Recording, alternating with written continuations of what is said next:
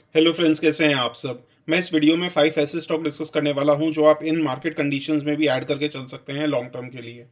And in market conditions को देखते हुए एक एनालॉजी समझ में आ रही है। जब बचपन में हम लोग एग्ज़ाम देकर आते थे और जस्ट इन केस एग्ज़ाम अच्छा नहीं होता था तो पेरेंट्स को हम लोग यही बोलते थे कि शर्मा जी के लड़के का भी एग्ज़ाम अच्छा नहीं हुआ या फिर पूरे क्लास का ही एग्ज़ाम ख़राब हुआ है। And second most popular excuse ये होता था कि क्वेश्चंस आउट ऑफ सिलेबस आ गए। एंड अभी मार्केट्स को देखते हुए ऐसा ही हो रहा है। एक तो ऑब्वियसली कि सिर्फ आपके जो पोर्टफोलियो में शेयर्स हैं वो नहीं गिर रहे, ओवरऑल मार्केट के पूरे शेयर्स ही गिर रहे हैं, कुछ इक्का दुक्का शेयर्स को छोड़ के। एट द सेम टाइम जो अदानी है, अदानी का क्वेश्चन आउट ऑफ सिलेबस आ गया जिसके कारण इंडियन मार्केट्स के सेंटिमेंट्स बहुत ज़्यादा ख़राब हो गए हैं।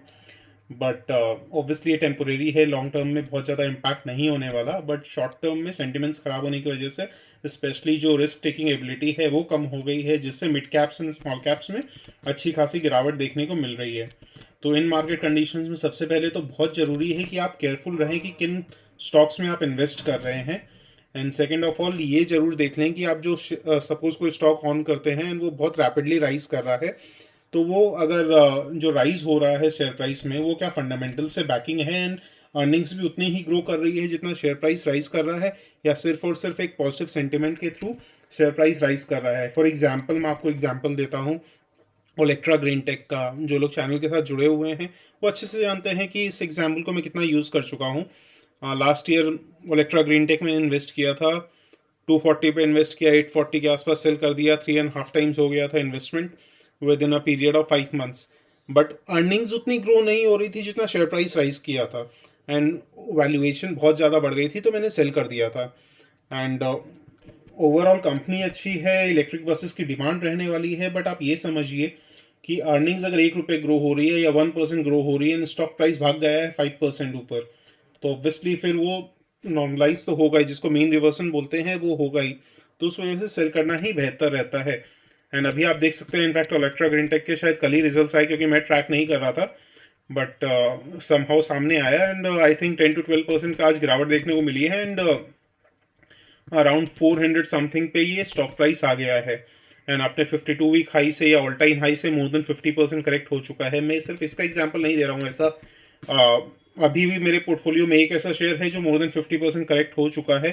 फॉर एग्जांपल कैरिसिल, जिसको पहले एक्रेसिल बोलते थे, बट इसको मैं लॉन्ग टर्म के लिए होल्ड कर रहा हूँ क्योंकि अभी जो सिचुएशन है वो टेम्पोरेरी है। टेम्पोरेरी इन द सेंस कि इसकी जो स्पेशली सिंक्स की डिमांड आती है वो यूरोप वगैरह से आती है। यूरोप में हम लोग जानते हैं अब इकॉनमीज़ की क्या हालत है, तो ये टेम्पोरेरी फिनोमिनन है। लॉन्ग टर्म में कंपनी में कोई प्रॉब्लम नहीं है, इसलिए मैं इसको होल्ड करके रखा हूँ। बट जहाँ स्ट्रक्चरल चेंज आ जा रहा है, लॉन्ग टर्म स्टोरी पे इम्पैक्ट आ जा रहा है, उन स्टॉक्स को लॉस बुक करके अवॉइड करना ही अच्छा रहेगा। एंड ऊपर से अदानी की बात करें तो अदानी के स्टॉक्स तो लगातार गिरते जा रहे हैं। एंड जब ये हिंडनबर्ग की रिपोर्ट आई थी तो काफ़ी लोग, इनफैक्ट काफ़ी यूट्यूबर्स और काफ़ी लोगों को मैंने देखा ये जस्टिफाई करते हुए, एक तो ऑब्वियसली अदानी के इशू को नेशनलिज्म से जोड़ दिया। ये टोटली इरेलीवेंट था। ऑब्वियसली आप किसी एक कंपनी को ऊपर अटैक करते हो या हिंडनबर्ग अटैक करता है, उसका जो भी मोटिव था, आप अगर कोई इंसान एक आर्ग्यूमेंट दे रहा है या कोई कंपनी आर्ग्यूमेंट दे रही है, तो हम लोग उस आर्ग्यूमेंट का जवाब कैसे दे रहे हैं, उस कंपनी को अटैक करके। वो सेंसिबल नहीं था। अपने को उस कंपनी से मतलब नहीं है, अदानी से मतलब है ना। अदानी में थोड़ा सा भी अगर आप रिसर्च करेंगे तो ऑब्वियसली पता चल जाएगा कि बहुत ज़्यादा गड़बड़ तो है, इसमें कोई डाउट्स नहीं था। डेट एक्सेप्शनल थी, मतलब हद से ज़्यादा थी, वैल्यूएशन हद से ज़्यादा थी, एंड ऊपर से ऑब्वियसली कहीं ना कहीं स्टॉक प्राइस मैनिपुलेशन भी होने का पूरा चांसेस था, क्योंकि फ्री फ्लोट बहुत कम था। एंड जो वैल्यूएशन थी वैसे में बहुत ज़्यादा पब्लिक उतना इन्वेस्ट नहीं करेगी, एंड स्पेशली अब यूट्यूबर्स के होते हुए सब जानते हैं कि एक्सेप्शनल वैल्यूएशन पे काफ़ी अच्छे यूट्यूबर्स हैं जो जिनको आप भी फॉलो करते होंगे। वो कभी नहीं बोलेंगे आपको अदानी के स्टॉक्स में जाके इन्वेस्ट करने के लिए, specially Adani green, Adani gas जैसी गैस स्टॉक्स में जिनकी वैल्यूएशन एक मतलब एग्जॉर्बिटेंट थी, जिसकी कोई जस्टिफिकेशन नहीं हो सकती। तो ठीक है, बट अब अदानी का जब तक वैल्यूएशन मुझे नहीं लगता रीजनेबल आएगी तब तक प्रॉब्लम सॉल्व होने वाली है अदानी की। बट एज ऑफ नाउ ऐसे लग रहा है कि मार्केट्स आज नहीं तो कल अदानी से आगे बढ़ ही जाएगा। एंड ऑब्वियसली काफ़ी और प्रॉब्लम्स, रिलेटेड प्रॉब्लम्स भी स्टार्ट हो गई हैं। जैसे फॉर एग्जांपल अगर ये इशू नहीं उठता, पब्लिक के फोकस में नहीं आता, गवर्नमेंट के फोकस में नहीं आता, तो डेट रीफिनेंस हो जाती है, ऐसे ही चलते रहता। बट कहीं ना कहीं मुझे जो लगता है कि जो होता है अच्छे के लिए होता है। एंड इस केस में अदानी की जो प्रॉब्लम्स हैं वो सामने आ गई हैं, जिससे क्या हो रहा है पूरी इंडिया की ग्रोथ स्टोरी पे खतरा नहीं आया, बट यही अगर कुछ साल और अदानी का ऐसा ही चलता रहता तो एक समय ऐसा आता कि अदानी के स्टॉक्स में अच्छी खासी गिरावट होती, बट इंडिया की इकॉनमी पे खतरा हो जाता। बट एज ऑफ नाउ चलो स्ट्रक्चरल स्टोरी में कोई प्रॉब्लम नहीं आई है, बहुत जल्दी इशू सामने आ गया है, जिससे काफ़ी सारी एजेंसी सेबीज वगैरह भी इन्वॉल्व हो गई हैं, जिससे जो भी रॉन्ग डूइंग हो रही है, कॉर्पोरेट गवर्नेंस इश्यूज हो रहे हैं, वो धीरे धीरे सॉल्व हो जाएंगे। एंड ऐसे ही जैसे फॉर एग्जांपल लैंसर कंटेनर्स में मैंने सेल कर दिया था, क्योंकि वॉल्यूम्स इंक्रीज हो रही थी, वो ठीक है, शेयर प्राइस इंक्रीज हो रहा था, बट जो अर्निंग्स है उतनी ज़्यादा नहीं बढ़ रही थी जितना शेयर प्राइस बढ़ रहा था, इसलिए मैंने प्रॉफिट बुकिंग किया। एंड उसमें अर्निंग्स ग्रो होने का एक बहुत बड़ा रीज़न था कि फ्राइट जो रेट्स हैं, जो फ्राइटॉस बाल्टिक इंडेक्स में ट्रैक करता हूँ, जो लोग चैनल के साथ जुड़े हुए हैं, अभी रिसेंटली एक रील बना के मैंने बताया भी था, वो इंडेक्स एक समय पे $11,000 पे पहुंच गया था। यानी जो फ्राइट रेट्स हैं, कंटेनर रेट्स हैं, एक्सेप्शनल हो गए थे, एंड अभी ये $2,000 के आसपास आ गया है। तो जो ये प्राइस इंक्रीज का फ़ायदा मिला था वो टेम्पोरेरी था, जिससे लैंसर कंटेनर्स को सेंटिमेंट्स खराब हो गए एंड अभी फॉल देखने को मिल रहा है। कंपनी अच्छी है, लॉन्ग टर्म में स्टिल बहुत अच्छी है, बट आपको समझना पड़ेगा कि आप किसी भी कंपनी में एक्सेप्शनल वैल्यूएशन या जब से प्राइस राइज के कारण स्टॉक प्राइस बढ़ रहा है, तो फिर आपको दूर रहना चाहिए एंड सही समय का वेट करना चाहिए इन्वेस्ट करने के लिए। ऐसे ही मेंबर्स के साथ भी एक स्टॉक डिस्कस हुआ था अभी रिसेंटली, आई थिंक नवंबर में, आर्चियन या आर्कियन केमिकल बोल के, वो मैंने शॉर्ट टर्म के लिए लिया था। हो सकता है अभी यहाँ से भी आगे बढ़े, मेरे को कोई डाउट्स नहीं है, या मैं उतना ट्रैक नहीं कर रहा हूँ, बट मोमेंटम प्ले खेला था मैंने उसमें, अराउंड 25% का प्रॉफिट हुआ and in a span of around 3 months. तो मैंने प्रॉफिट बुक किया, निकल गया। एंड मेरा पर्पस यही था कि शॉर्ट टर्म प्ले था वो। एंड यही अगर आप किसी भी स्टॉक में शॉर्ट टर्म के लिए प्ले करते हैं, just in case price rise नहीं करते, आप उसको लॉन्ग टर्म बना देते हैं, तो वहाँ आप फंसने का काम करते हैं। आप पहले ये फिक्स कर लो आप जिस भी स्टॉक में इन्वेस्ट कर रहे हो किस टाइम फ्रेम के लिए इन्वेस्ट कर रहे हो। अगर आप सपोज 3 ईयर्स 5 ईयर्स 10 ईयर्स के लिए इन्वेस्ट कर रहे हो, तो फिर शॉर्ट टर्म फ्लक्चुएशंस पे उतना ध्यान मत दीजिए, एज लॉन्ग एज कुछ फंडामेंटली प्रॉब्लम नहीं आ जाती स्टॉक में। एंड 10 20 30% का फॉल स्टॉक मार्केट में एब्सोल्युटली नॉर्मल है, क्योंकि stock market any time over react करता है। जब गिरता है तो बहुत ज़्यादा गिरता है, एंड ऐसे ही जब स्टॉक बढ़ने लगता है तो बहुत ज़्यादा बढ़ता भी है। तो चलिए अब वीडियो पे आते हैं। आई होप ये जो शेयर कर रहा हूँ आपको अच्छा लगा होगा, स्पेशली सीरियस इन्वेस्टर्स को अच्छा लगा होगा। एंड इसी बात पे अगर वीडियो पसंद आए तो please do like share and subscribe. And अगर आप टेलीग्राम चैनल पे नहीं हैं तो ज्वाइन कर सकते हैं, वहाँ मैं कुछ अपडेट्स शेयर करता रहता हूँ। एंड चलिए सबसे पहले मार्केट्स की बात करते हैं। FIIs आज नेट बायर्स थे, इनफैक्ट शायद कल भी नेट बायर्स थे, तो ये एक पॉजिटिव साइन है, but too early to say anything. And उसके बाद DIIs भी 200 करोड़ के नेट बायर्स थे, बट एडवांस डिक्लाइन रेशियो बहुत खराब था, 0.51, यानी एक शेयर एडवांस हो रहा था तो 2 शेयर डिक्लाइन हो रहे थे। एंड एंड होते होते फिर भी कुछ इंप्रूवमेंट आया था, बट मॉर्निंग में और ज़्यादा हालत ख़राब थी। एंड निफ्टी 50 0.89% ऊपर था, बट मोस्टली जो कुछ कुछ लार्ज कैप स्टॉक्स थे जैसे ITC and HDFC bank and ICICI bank, इन सब की वजह से, रिलायंस ऑब्वियसली, इसकी वजह से निफ्टी 50 बहुत ज़्यादा ओवर परफॉर्म कर रहा था, बट मिड कैप में 0.27% डाउन था एंड स्मॉल कैप 0.4% डाउन था। विक्स अराउंड 13.45 पे है, कंफर्टेबल है। एंड अभी मैं रिसेंटली एक आर्टिकल पढ़ रहा था इकोनॉमिक टाइम्स पे, उसमें ये दिया गया है कि मोस्टली ये जो क्वार्टर रहा है in terms of earnings, one of the worst quarter रहा है इन रीसेंट टाइम्स। इसका मतलब ये है कि उसमें दिया गया था अराउंड 8 आउट ऑफ 10 कंपनीज या तो एक्सपेक्टेशंस मीट नहीं कर पा रहे, एक्सपेक्टेशन से खराब रिजल्ट्स पोस्ट कर रहे हैं, and only 2 out of 10 companies या तो एक्सपेक्टेशंस मीट कर रहे हैं रिजल्ट्स की, एक्सपेक्टेशन से ज़्यादा परफॉर्म कर रहे हैं। तो ऑब्वियसली अगर आप जो भी शेयर होल्ड करते हैं सिर्फ और सिर्फ बैड अर्निंग्स की वजह से, इनफैक्ट जैसे फॉर एग्जांपल आपकी कंपनी का जो प्रोडक्ट्स है उसका exposure European and American market से है, तो उस वजह से डिमांड डिक्लाइन देखने को मिल रही है, तो ठीक है, नॉर्मल है। अगर कोई स्ट्रक्चरल चेंज नहीं आ रहा तो मैं ये नहीं बोलूँगा आप पैनिक में सेल कर दीजिए, क्योंकि हम लोग बहुत करीब हैं जब अच्छे अच्छे स्टॉक्स राइज करने लगेंगे, क्योंकि जो क्वार्टर अभी गया है अक्टूबर टू दिसंबर, इससे वर्स्ट क्वार्टर मेरे को नहीं लगता अभी आगे एटलीस्ट 1-2 ईयर्स में आने वाला है। तो यहाँ से एक जो लो बेस का एडवांटेज मिल रहा है हम लोग को कि अर्निंग्स बहुत ज़्यादा ख़राब हो गई अक्टूबर से दिसंबर तक के पीरियड में, तो इसके बाद अब कुछ ना कुछ इम्प्रूवमेंट ही आएगा। एंड काफ़ी सारे शेयर्स आप जानते होंगे, काफ़ी सारे शेयर्स अच्छा खासा गिर भी चुके हैं। सिर्फ निफ्टी को नहीं देखते हैं, small cap and mid cap stocks को देखते हैं, तो वहाँ अच्छे अच्छे स्टॉक्स में अच्छी गिरावट आ चुकी है ऑलरेडी। उसके बाद सबसे पहला स्टॉक जो मैं आप लोगों के साथ डिस्कस करना चाहूँगा, महिंद्रा एंड महिंद्रा। ये कई बार मैं डिस्कस कर चुका हूँ। इनफैक्ट लार्ज कैप में कुछ ही स्टॉक्स है जो मुझे बहुत पसंद आते हैं, उसमें एक महिंद्रा एंड महिंद्रा है। तो कंपनी ऑब्वियसली वैल्यूएशन रीजनेबल है, कंपनी कंसिस्टेंटली डिलीवर कर रही है। आप देख सकते हैं रिजल्ट एक्सपोनेंशियल ग्रोथ नहीं देखने को मिलेगा, बट कंसिस्टेंसी मिलेगी। एंड इससे काफ़ी कंपनी रीजनेबल लग रही है, वैल्यूएशन रीजनेबल लग रहा है। स्पेशली जो उसके प्रोडक्ट्स हैं, चाहे वो एक्सयूवी हो, थार हो, उसकी डिमांड बहुत ज़्यादा बढ़ रही है। एंड स्पेशली यंगस्टर्स के बीच में भी अच्छी खासी डिमांड देखी जा रही है। तो I am sure Mahindra and Mahindra का पैग रेशियो भी लार्ज कैप होते हुए भी 1.5 के आसपास है, प्राइस टू बुक वैल्यू 3.35 के आसपास है। तो बहुत रीजनेबली वैल्यूड है। मुझे लगता है आप उसको लॉन्ग टर्म के लिए अपने पोर्टफोलियो में इंक्लूड करके चल सकते हैं। बट ऑब्वियसली ये कोई भी रिकमेंडेशन नहीं है, आपको खुद एनालाइज करना है किसी भी स्टॉक में इन्वेस्ट करने से पहले। उसके बाद दूसरा स्टॉक जो मैं डिस्कस करना चाहूँगा, action construction equipment, excuse me. Price earnings ratio around 28 के आसपास है, कंफर्टेबल है। पेग रेशियो जो है 0.56 के आसपास है, तो वेरी अंडर वैल्यूड या वेरी रीजनेबली वैल्यूड है। प्राइस टू बुक वैल्यू 5.49 है, ठीक है।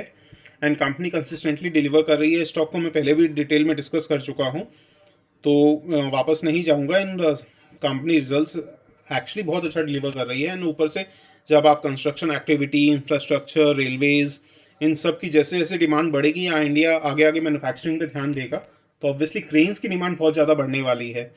एंड रिसेंटली अभी इन्होंने India's first fully electric mobile crane भी लॉन्च की है, जिसको लॉन्च किया था नितिन गडकरी जी ने। तो कंपनी न्यू माइलस्टोन्स बना रही है। आई एम वेरी श्योर ये लॉन्ग टर्म में बहुत अच्छा कर सकती है। मे बी इसको अराउंड एटलीस्ट 5 ईयर्स के लिए मैं होल्ड कर रहा हूँ अपने पोर्टफोलियो में। एंड इसका टेक्निकल्स देखते हैं, टेक्निकल्स भी बहुत स्ट्रॉन्ग है।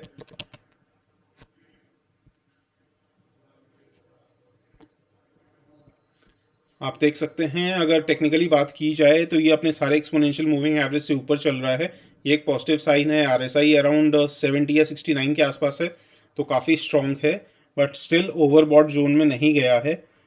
And just in case fall में आपको 350 के आसपास मिलता है तो बहुत सही रहेगा। But still as long term investor मैं ये बोलता हूँ कि आप 2-3 इंस्टॉलमेंट्स में इन्वेस्ट कर लीजिए। ज़रूरी नहीं है कि ये शेयर, क्योंकि कोई शेयर जब मोमेंटम में होता है तो ज़रूरी नहीं है उसमें फॉल देखने को मिलेगा ना। अचानक देखते ही देखते ये शेयर बहुत बढ़ जाता है, तब अपने ले नहीं पाते। तो पॉइंट ये है कि अगर जैसे 2-3-4%, 5% को नहीं देखते हुए आप थोड़ा थोड़ा अमाउंट इन्वेस्ट करके चल सकते हैं, जिससे आप किसी भी शेयर को, अच्छे शेयर को मिस नहीं करेंगे ये सोच के कि ये शेयर जब गिरेगा तब ही लूँगा, क्योंकि गारंटी नहीं गिरेगा।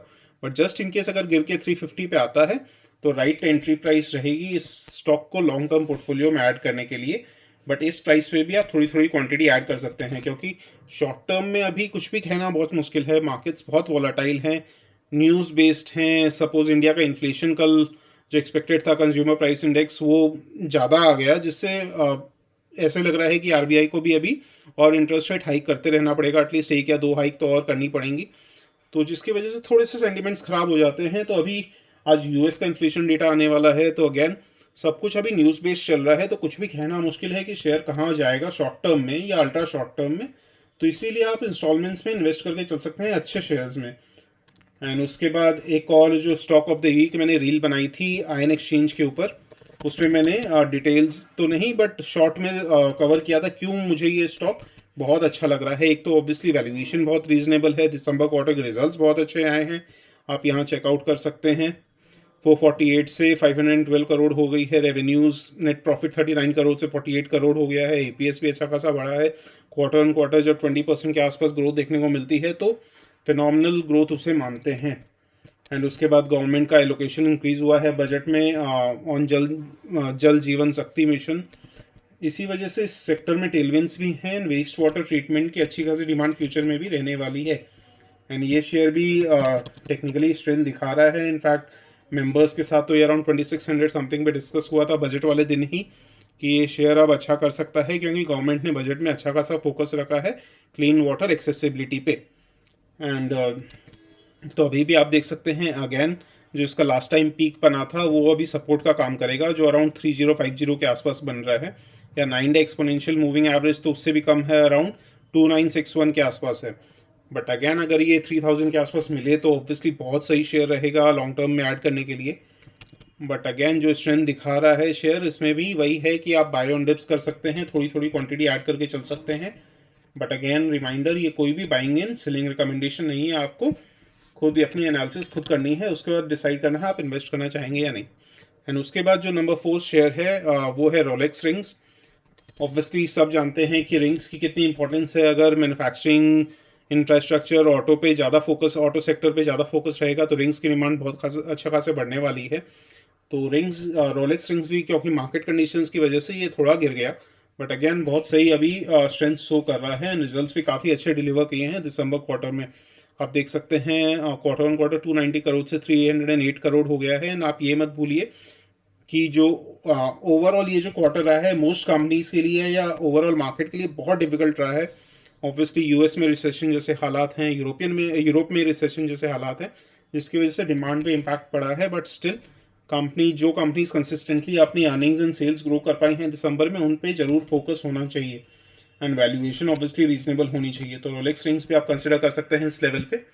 एंड टेक्निकली भी अब ये स्ट्रेंथ दिखा रहा है थोड़ा सा फॉल करने के बाद।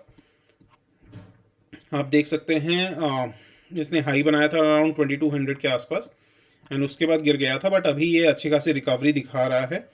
एंड RSI भी अराउंड 60 के आसपास है। एंड आप इस लेवल पे भी इसको कंसिडर कर सकते हैं लॉन्ग टर्म के लिए। And lastly LTTS, mid cap IT companies में मुझे अभी LTTS बहुत पसंद आ रहा है, क्योंकि ऑब्वियसली मेरे पोर्टफोलियो में एज ऑफ नाउ केपिट है एंड टाटा एलेक्सी भी है।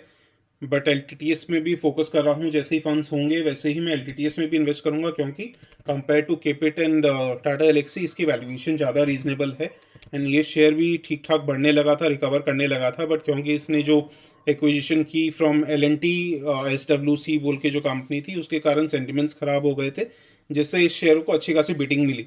बट अब ये वापस रिकवरी मोड में है। इन कंपनी ने again December quarter IT companies के लिए काफ़ी डिफिकल्ट रहता है, बट उसके बावजूद कंपनी ने अच्छे रिजल्ट्स ही डिलीवर किए हैं। रेवेन्यूज़ भी इंक्रीज़ किए हैं, प्रॉफिट भी इंक्रीज़ किया है, एंड वैल्यूएशन भी अभी ओवरऑल रीजनेबल है कंपेयर टू पीयर्स। तो LTTS भी आप कंसिडर कर सकते हैं टेक्निकल्स अगर देखें। ऑब्वियसली इसने भी काइंड ऑफ एक छोटा सा डबल बॉटम पैटर्न बनाया है, बट या वी शेप रिकवरी ही बोलेंगे इसको भी। तो इस शेयर को भी आप कंसिडर कर सकते हैं इस लेवल पे ही। एंड इनफैक्ट मैं खुद भी कंसिडर कर रहा हूँ इसको अपने लॉन्ग टर्म पोर्टफोलियो में ऐड करने के लिए।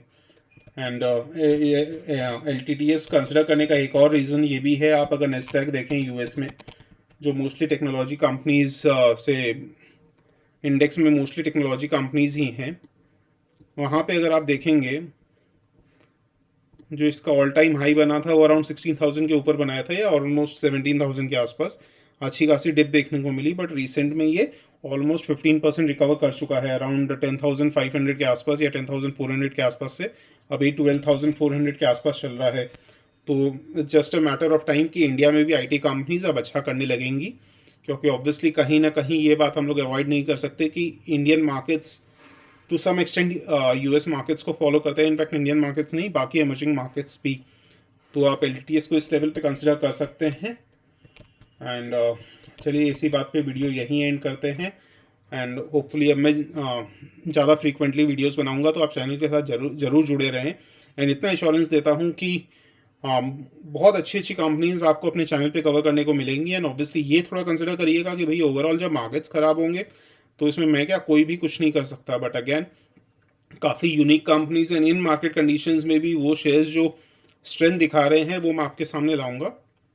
चलिए इसी बात पे वीडियो यहीं एंड करते हैं। Thank you so much for watching. मिलते हैं नेक्स्ट वीडियो में।